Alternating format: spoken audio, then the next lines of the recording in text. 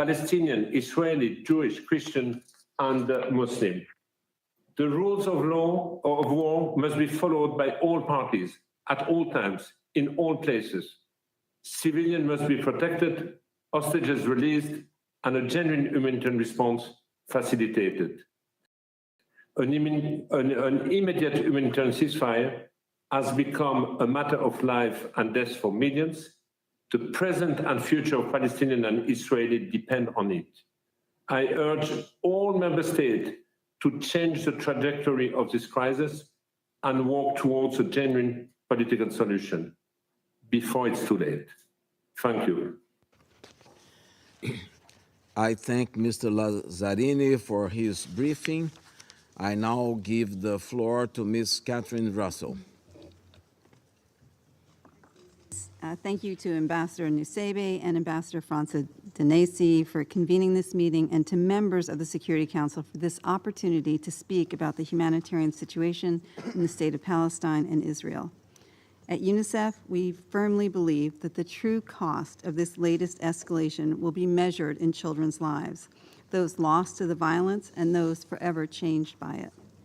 After little more than 3 weeks, the devastating tally is quickly adding up, with rampant grave violations being committed against children.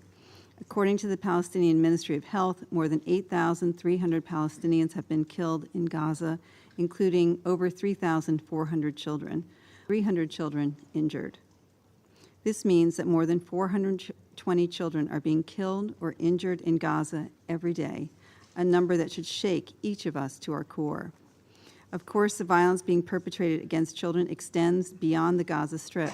In the West Bank, including East Jerusalem, at least 37 children have reportedly been killed. And of course, more than 30 Israeli children have reportedly been killed, while at least 20 children remain hostage in the Gaza Strip, their fates unknown.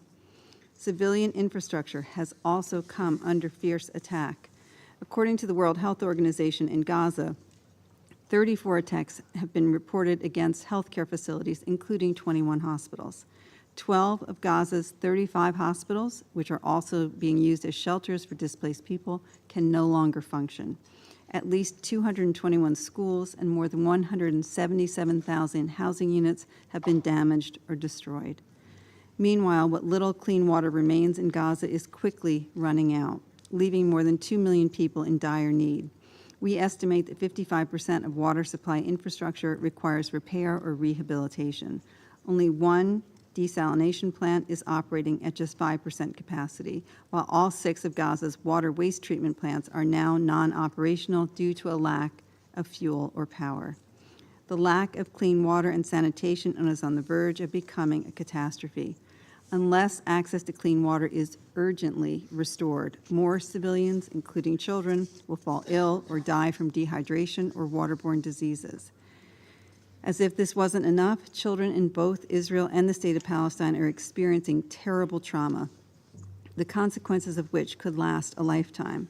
Studies have shown that violence and upheaval can induce toxic stress in children that interferes with their physical and cognitive development and causes mental health problems over both the short and the long terms. We are doing our best to reach all children in need, but the delivery of humanitarian aid, especially in Gaza, is now extremely challenging. This is due to both the current siege conditions imposed on Gaza and the highly dangerous circumstances under which our staff are operating. Some of our staff have lost close family members, including spouses and children. And of course, we are grieving with UNRWA for their staff members who have been killed. 2 days ago, we lost contact with our colleagues in Gaza when telecommunications were disrupted. This left them at even greater risk, and it made their work to help children even harder to accomplish. Excellencies, UNICEF and our partners are committed to staying on the ground to deliver for children. But make no mistake, the situation grows worse by the hour, and without an urgent end to the hostilities, I am deeply afraid for the fate of the region's children. But we and you have the power to help lift children out of this spiral of violence. I implore the Security Council to immediately adopt a resolution that reminds parties of their obligations under international law, that calls for a ceasefire, that demands the parties allow safe and unimpeded humanitarian access, that demands the immediate and safe release of all abducted children, and that urges parties to afford children the special protection to which they are entitled. The Security Council should prioritize what is now a worsening displacement crisis with more than 1.4 million people in Gaza, the majority of whom are children now displaced.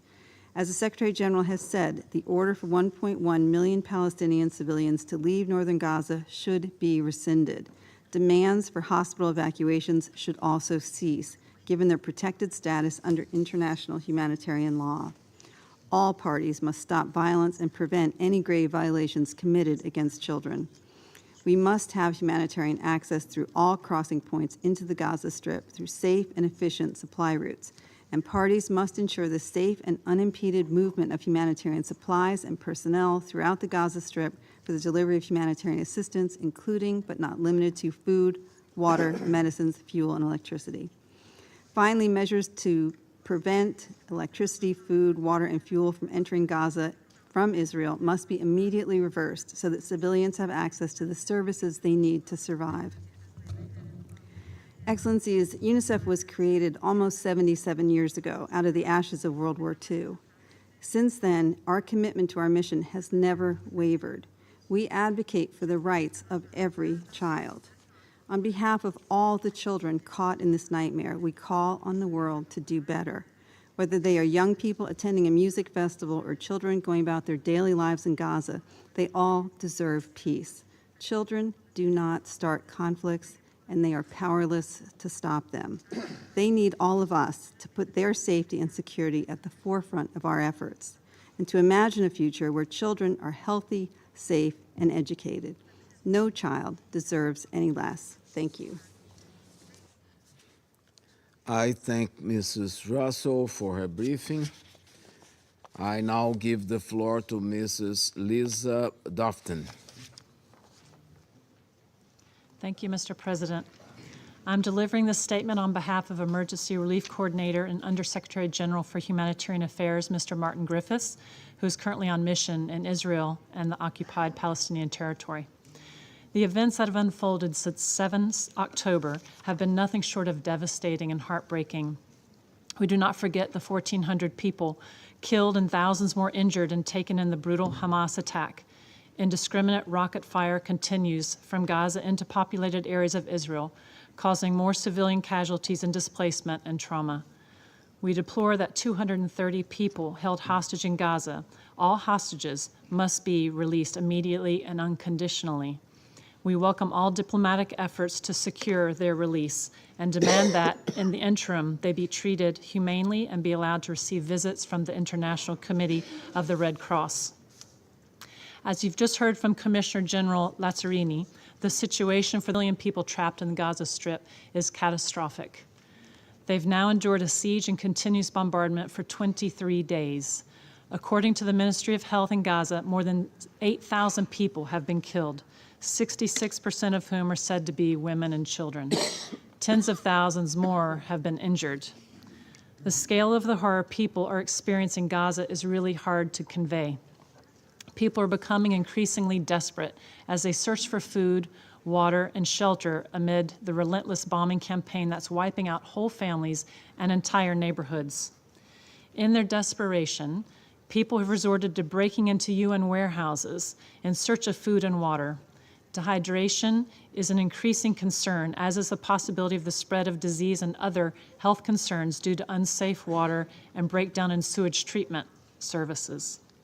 More than 1.4 million people are internally displaced in Gaza, and hundreds of thousands of children, women, and men are crammed into overcrowded shelters and hospitals. Many of these people have moved south in search of safety. But the reality is that nowhere is safe, and we simply don't have enough essential supplies to provide for the survival of internally displaced people at this scale. As we heard from Executive Director Russell, the healthcare system is in tatters. Patients lie on the floors and in corridors. Surgeons are operating without anesthesia. Out of an estimated 50,000 pregnant women, 5,500 are due to deliver within the next 30 days. For the 1,000 patients dependent on dialysis and the 130 premature babies in incubators, Life hangs by a thread as hospital backup generators run. Some 9,000 cancer patients are not receiving adequate care. We're deeply concerned by allegations of military installations in the close vicinity of hospitals and the request by Israeli authorities for hospitals, including Al-Quds and Shifa, to be evacuated. There's nowhere safe for these patients to go. And for those on life support and babies in incubators, moving would almost certainly be a death sentence. Mr. President, the provision of humanitarian relief is extremely complex and challenging due to the bombardment, the destruction of infrastructure, and as we've said repeatedly, the lack of fuel. We mourn the loss of 64 UNRWA colleagues and other humanitarian staff who've been tragically killed, and we extend our deepest condolences to the families and colleagues. We have the utmost admiration for the bravery, selflessness, and commitment of humanitarian workers who are delivering aid to those in need in this perilous environment. Mr. President, we welcome the agreement that has allowed us to get some relief into Gaza via the Rafah border crossing, but these deliveries are a drop in the ocean compared to the vast scale of needs. It is imperative that we're able to get humanitarian supplies and relief into Gaza safely, reliably, without impediment, and at the scale required. In particular, urgent for us to replenish fuel supplies, which are vital for powering most essential services, including hospitals and water desalination plants, and to transport humanitarian relief inside Gaza. And more than one entry point into Gaza is indispensable if we are to make a difference. Karim Shalom between Israel and Gaza is the only crossing equipped to rapidly process a sufficiently large number of trucks. Meanwhile, in the West Bank, scores of civilians have been killed and incidents of settler violence have increased, causing hundreds of civilians to be displaced. Likewise, the violence and closure of checkpoints has impeded access to essential services. The permits of some 150,000 to 175,000 Palestinians from the West Bank working in Israel and settlements are now suspended. The situation is causing significant damage to the West Bank economy and Palestinian institutions. We have very real fears about what lies ahead. The current situation may pale in comparison with what is to come. There's a genuine risk that this war could escalate further and spill over into wider region. We must take urgent collective action to prevent this. Mr. President, in light of all that has been described today, what we're calling for is for the parties to agree to pause the fighting on humanitarian grounds. It would provide the required calm and safety for hostages to be released and for the UN to replenish supplies, relieve exhausted personnel, and resume assistance throughout Gaza wherever civilians are in need. It would also provide much-needed respite to civilians who are living under unimaginably traumatic conditions. But with or without a pause in the fighting, I reiterate that all parties on all sides must respect international humanitarian law. This means allowing relief in and taking constant care to spare civilians and civilian objects, including humanitarian and medical workers, facilities, and assets. And this applies whether civilians move or they stay. We are relying on the responsibility of every member state here and across the UN to use all of their influence to ensure that the rules of war are respected and that as far as is possible, civilians are spared further suffering. Thank you, Mr. President. I thank Ms. Dufton for her briefing, and I shall now make a statement in my capacity as the Minister of Foreign Affairs of Brazil. Distinguished representatives, I thank the briefers for their extensive information on the humanitarian situation on the ground and commend the work of their teams in Locus and elsewhere. They honor once again the work of this organization and everything it stands for. Following instructions of President Lula, I come back before you again today with a profound sense of urgency and dismay. We must always bear in mind the human faces on both sides of the conflict.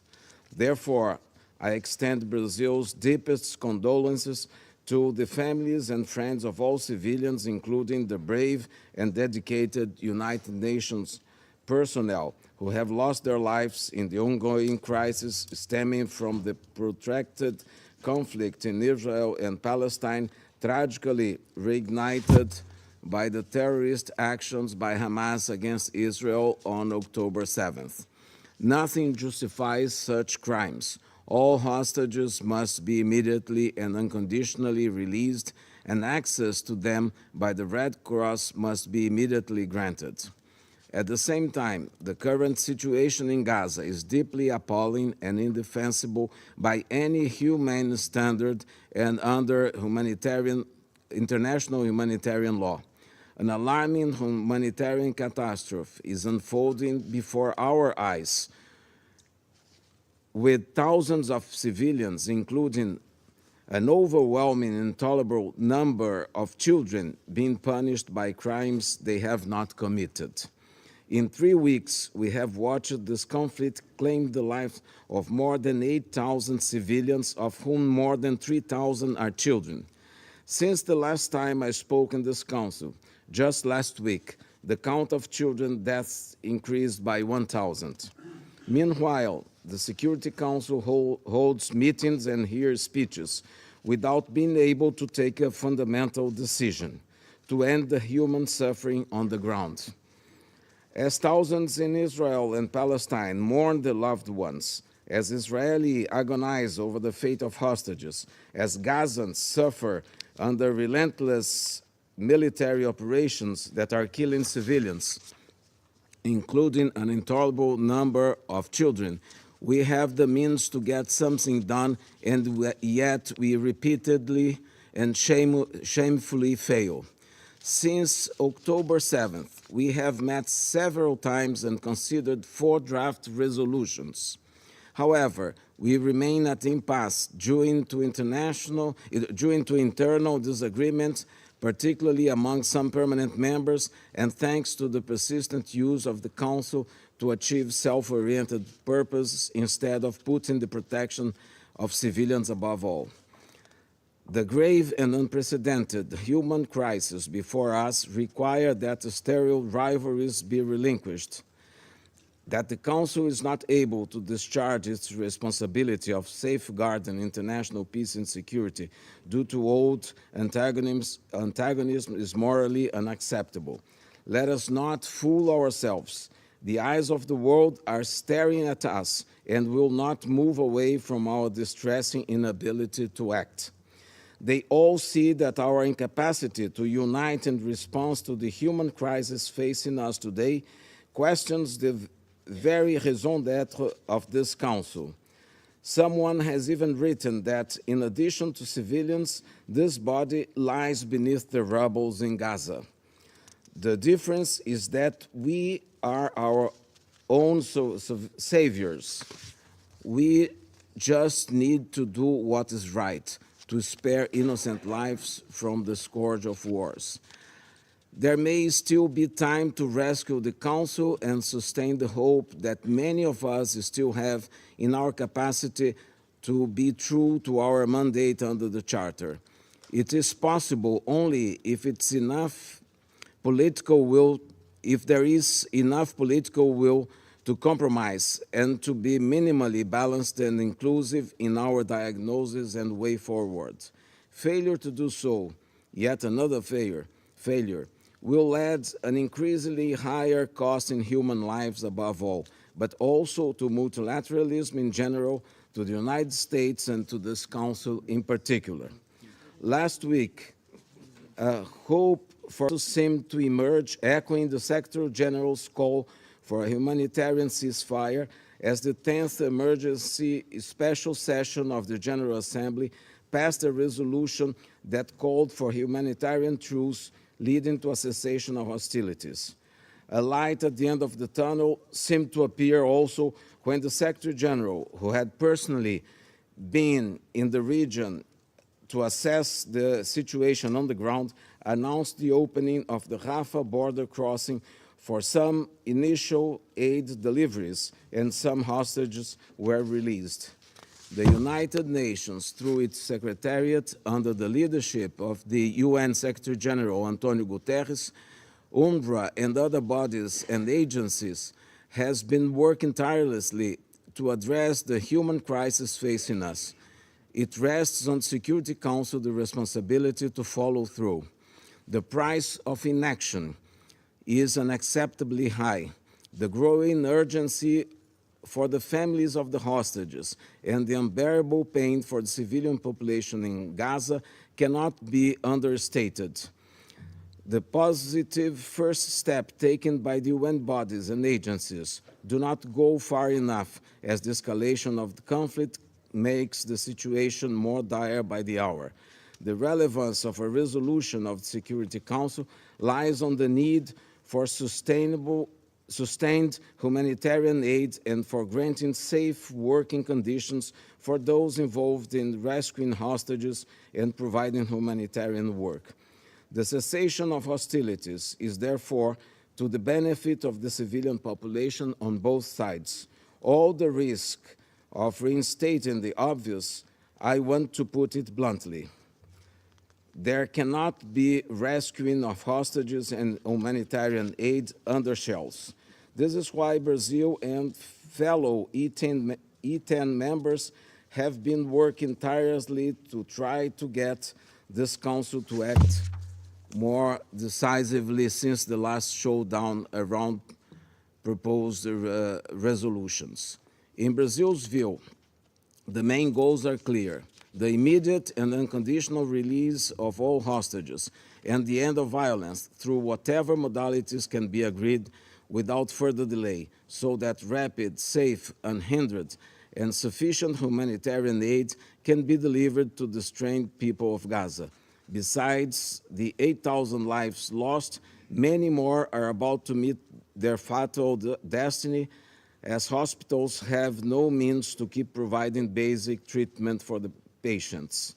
Therefore, providing essential resources to those in Gaza, including water, food, medical supply, fuel, and electricity, is urgent and imperative. Surgeries are being performed without anesthesia. Lives are being lost at hospitals for lack of energy and the most basic medical supplies. Food and water are scarce, and prices have skyrocketed. And the flow of humanitarian aid so far amounts to little more than a photo op. Tanks and troops are on the ground in Gaza, and time for action is running out. My questions to you all are, if not now, when? How many more lives will be lost until we finally move from rhetoric to action? It is also critical and urgent to allow for the safe and immediate evacuation of foreign nationals from Gaza and from elsewhere in the region if they feel threatened.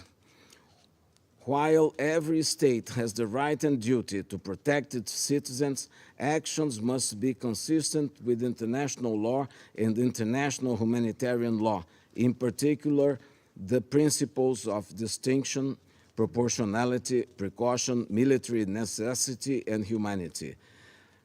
The right and duty to protect a state's population cannot and should not come at the cost of more deaths of civilians and more destruction of civilian infrastructure. As the UN Secretary General Guterres has repeatedly reminded us, even wars have rules. Any indiscriminate attack against civilians and critical infrastructure, as well as depriving civilians of basic goods and service, are morally unjustifiable and illegal under international humanitarian law. Brazil strongly condemns actions that blur the line between civilians and combatants. Today, UNRWA shed light on the grim and disheartening reality in Gaza, highlighting the objectionable level of destruction of civilian infrastructure and tragic loss of innocent lives, including those of women, children, at least 35 of its staff. The World Health Organization has been constantly recalling the urgent need for the cessation of violence and for the humanitarian action at a time when Gaza's health infrastructure is on the verge of collapse. Beyond the immediate and very urgent humanitarian considerations, a threat to regional stability looms, and any repercussion could be catastrophic. Brazil urges a united shift towards de-escalation and calls on all parties to act with the utmost restraint. A cessation of hostilities is urgently needed to create the conditions for a full, durable, and respected ceasefire and the resumption of a credible peace process.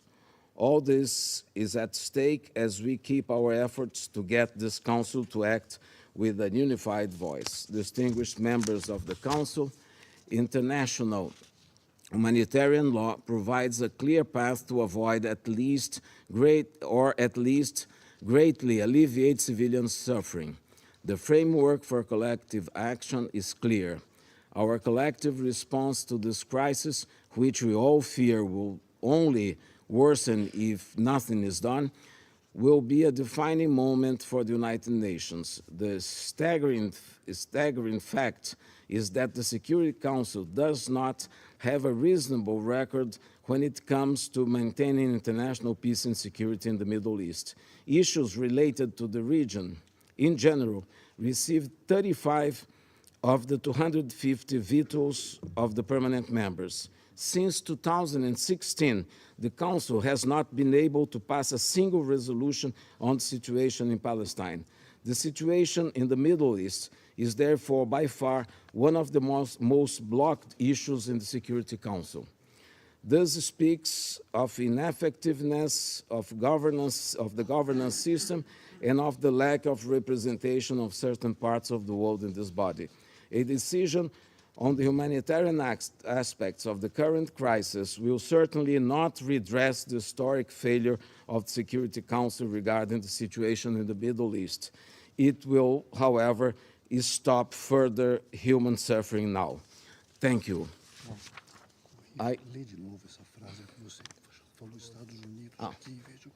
Sorry.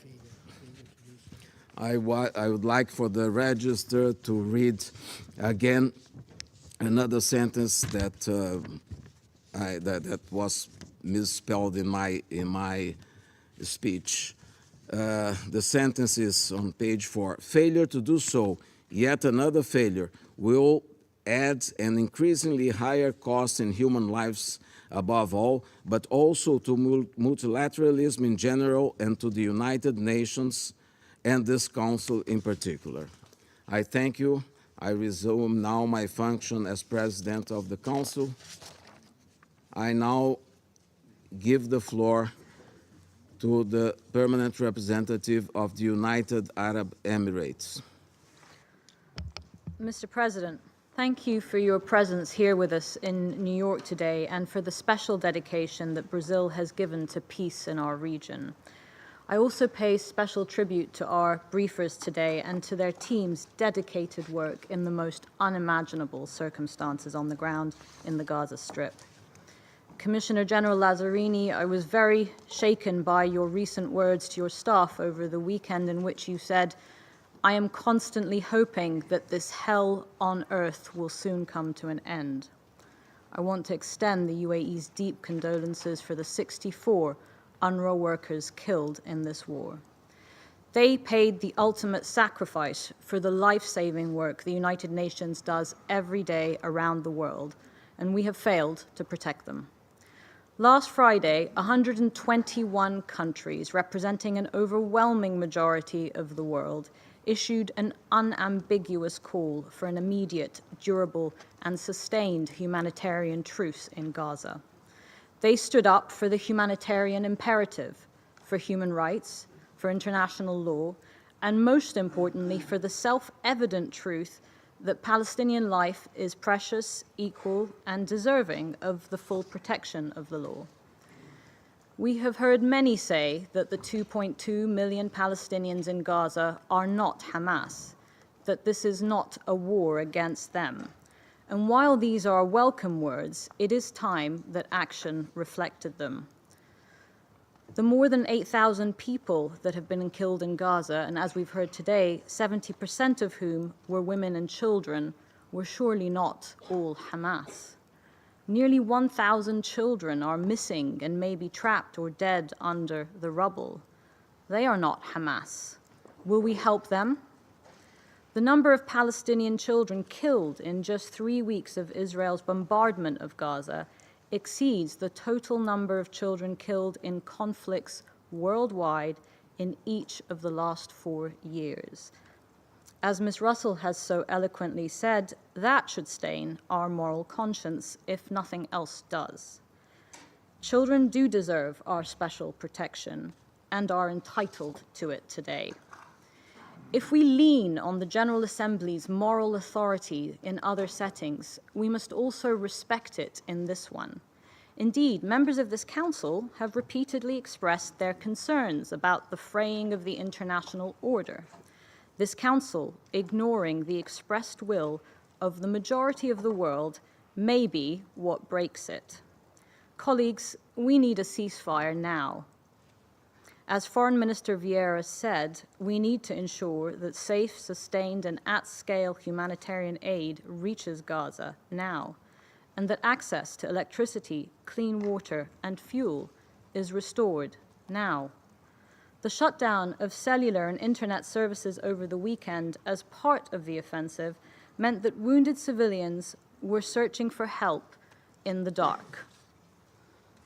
As we have heard today, there have been over 76 attacks on healthcare, including 20 hospitals and clinics, damaged or destroyed. More than 650,000 people are sheltering in UNRWA facilities. Let me be absolutely clear on this point. These sites are protected by international humanitarian law.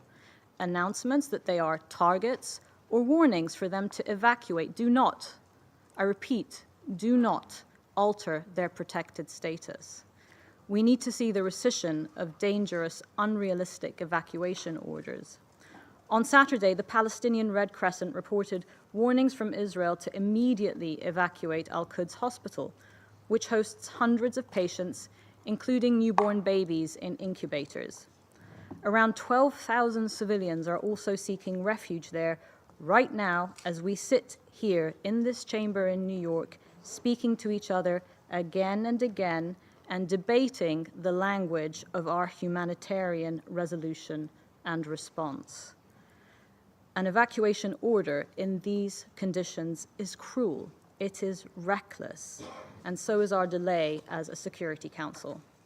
Mr. President, all of Gaza's civilian population is at risk by the escalating hostilities, as are the Israeli and international hostages taken by Hamas, wrongly taken by Hamas.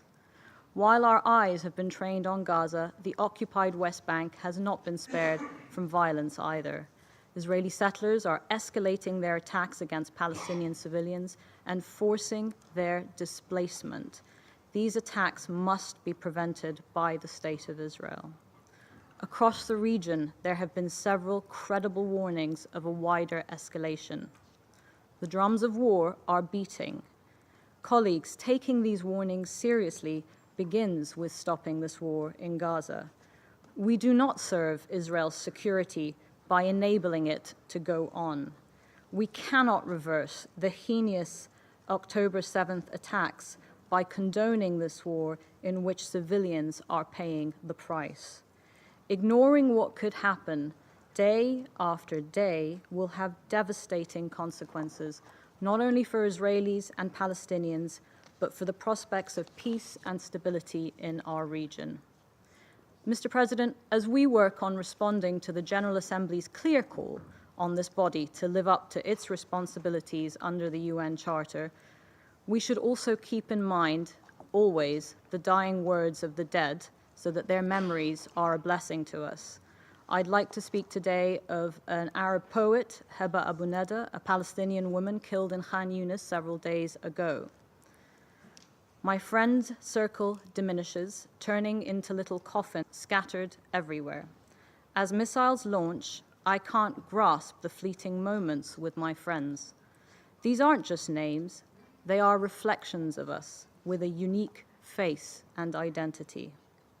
Colleagues, we may have failed the dead, but we must channel our sorrow into saving the living. The time to reverse course is running out.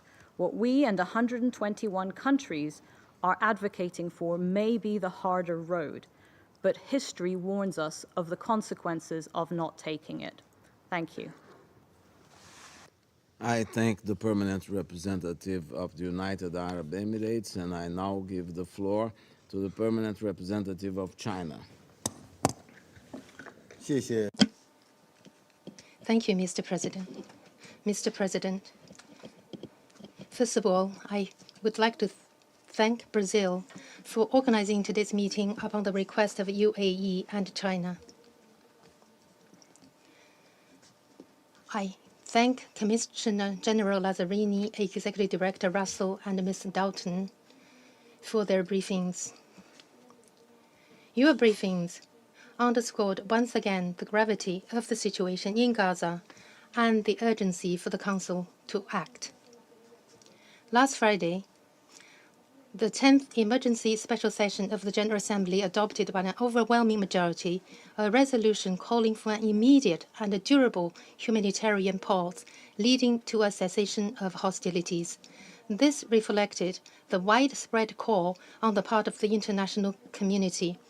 Regrettably and unacceptably, however, Israel, turning a deaf ear to the common concerns of the international community, has chosen to further escalate its military operations in Gaza and formally declared the launch of a ground assault. Secretary General Guterres has warned that the population in Gaza is facing a disaster of an avalanche proportion. Having one of the highest population density in the world, Gaza is a land that has been under blockade for 16 long years. The 2.3 million innocent people are living in utter fear amidst the indiscriminate bombardment and have been cut off from water, electricity, food, and fuel for 21 days.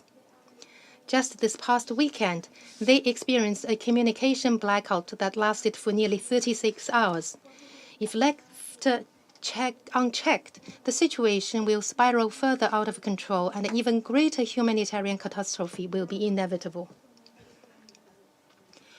We express our deep sympathy to the people in Gaza who are struggling on the brink of life and death, and we are equally, if not more, deeply worried about the Middle East peace process, which is on the brink of collapse.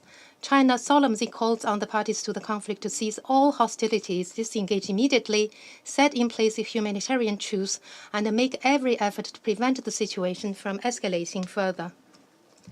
China solemnly calls on Israel as the occupying power to fulfill its obligations under the international humanitarian law, lift its siege over Gaza, immediately rescind its evacuation order, and expeditiously restore the supply of basic necessities so as to prevent an even larger humanitarian disaster. China solemnly calls for intensified diplomatic efforts to facilitate the release of the hostages without delay and to work on this basis to seek to open up space for dialogue so as to return to the track of a political settlement. China solemnly calls on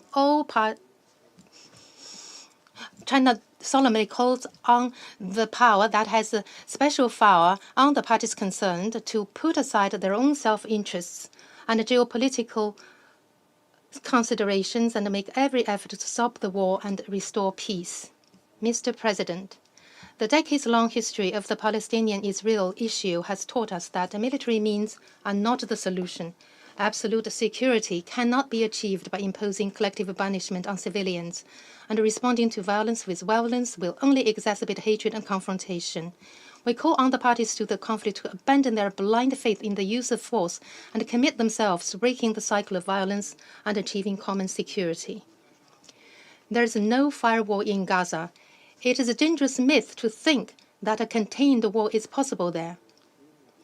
Allowing the fighting in Gaza to continue could very well turn it into a military catastrophe that will engulf the entire region. The situation in the West Bank and along the Lebanese-Israeli border has already sounded the alarm. We call on all parties concerned, about the spillover of the conflict to devote their efforts towards promoting a ceasefire in Gaza. As long as the war rages, more violations of international humanitarian law are bound to happen. Without a comprehensive ceasefire, humanitarian assistance, no matter how much there is, will only be a drop in the ocean.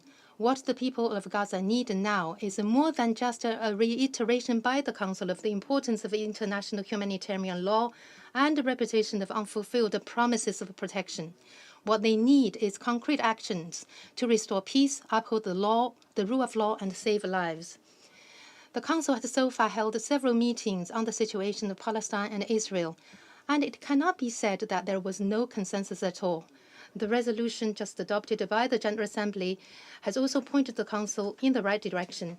In the face of the current critical situation, China once again solemnly calls on the Council to strengthen unity, build consensus, and take responsible and meaningful action as soon as possible.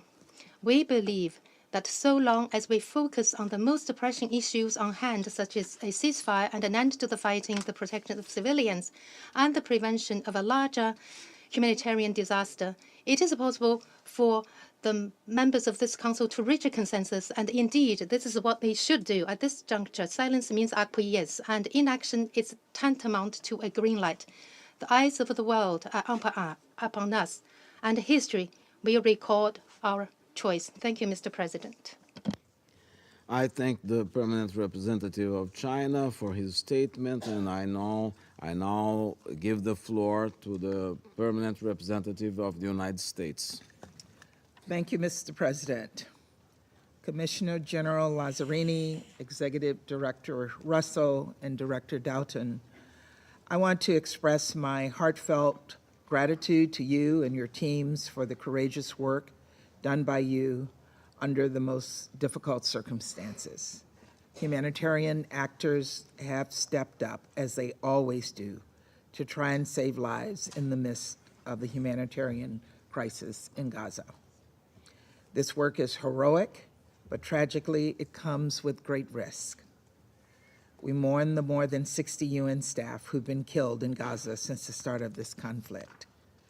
The lives of UN personnel must be protected. The lives of humanitarian workers must be protected.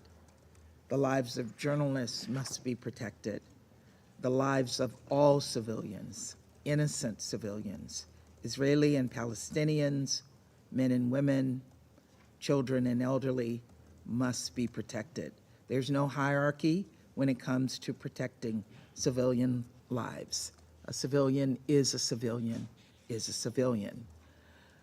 Colleagues, it's been 3 weeks since Hamas killed more than 1,400 innocent civilians and took more than 200 people hostage.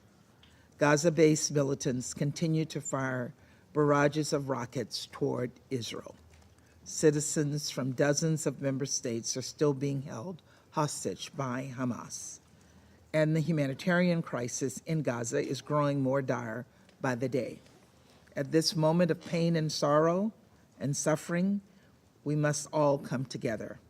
We must all come together to call for the immediate and unconditional release of all hostages, address the immense humanitarian needs of Palestinian civilians in Gaza, affirm Israel's right to defend itself from terrorism, and remind all actors that international humanitarian law must be respected. That means Hamas must not use Palestinians as human shields, an act of unthinkable cruelty and a violation of the law of war, and that means Israel must take all possible precautions to avoid harm to civilians. Yesterday, President Biden spoke to Prime Minister Netanyahu and reiterated that while Israel has the right and responsibility to defend its citizens from terrorism, it must do so in a manner consistent with international humanitarian law. The fact that Hamas operates within and under the cover of civilian areas creates an added burden for Israel. But it does not lessen its responsibility to distinguish between terrorists, and innocent civilians. Colleagues, the United States is also deeply concerned by the significant uptick in violence against Palestinian civilians in the West Bank. We condemn the killings of Palestinian civilians, and we urge Israel to prevent these attacks, working with the Palestinian Authority. The Biden administration also shares the international community's concern about telecommunications shutdowns in Gaza. We've made this clear to Israeli leaders, and we understand communication networks have started to be restored. This is essential. A shutdown of telecommunication imperils the lives of civilians, UN personnel, and humanitarian workers, and risks exacerbating the humanitarian crisis in Gaza. Lives hang in the balance, and we must all step up, as the United States has done. We are the single largest donor to the Palestinian people, having contributed more than $1 billion to UNRWA since 2021. And President Biden recently announced an additional $100 million in humanitarian assistance for the Palestinian people in Gaza and the West Bank. But of course, no amount of aid will matter if it cannot reach people in need. And the United States continues to work with Israel, Egypt, the UN, and other partners to facilitate rapid and sustained assistance flow. Food, fuel, water, medicine, and other essential services must be restored. And while the number of trucks entering Gaza continues to increase, it is not nearly enough. The amount of humanitarian assistance flowing into Gaza must be scaled up urgently. We must do everything possible to save lives. And President Biden has expressed his support for humanitarian pauses in the fighting to allow hostages to get out, to allow humanitarian aid to reach Gaza and be distributed, and to allow safe passage for civilians, which will help people access humanitarian assistance or move to safer locations. We also continue to urge all member states to work to prevent any spillover of the crisis. Last week, Secretary Blinken asked this council to send a firm, united message to any state or non-state actor that is considering opening up another front against Israel, or who may target Israel's partners, including the United States. Don't. This is a matter of international peace and security, and this council must speak out. That is one of the many reasons that last week the United States put forward a strong and balanced Security Council resolution, one that we consulted with all member states on and we worked to forge consensus around. This resolution received the support of the majority of this council, but Russia and China blocked its adoption. Following this veto, action moved to the General Assembly, where member states were asked to vote for a resolution that was grossly one-sided and was missing two key words, Hamas and hostage. These are deliberate omissions that give cover and empower Hamas's brutality. During the emergency special session, we also heard a few member states implicitly endorse Hamas's acts of violence, and I was frankly shocked and appalled. It is outrageous and it must be called out. It is unconscionable that Hamas's actions are not condemned by the General Assembly. Colleagues, as I've said before, the United States will continue to engage with any council member, with any member state that is committed to adopting a strong and balanced resolution. But any council product must support direct diplomacy efforts that can save lives and advance the prospects of a more peaceful and secure future for the region. Even at this difficult moment, we must keep hope alive.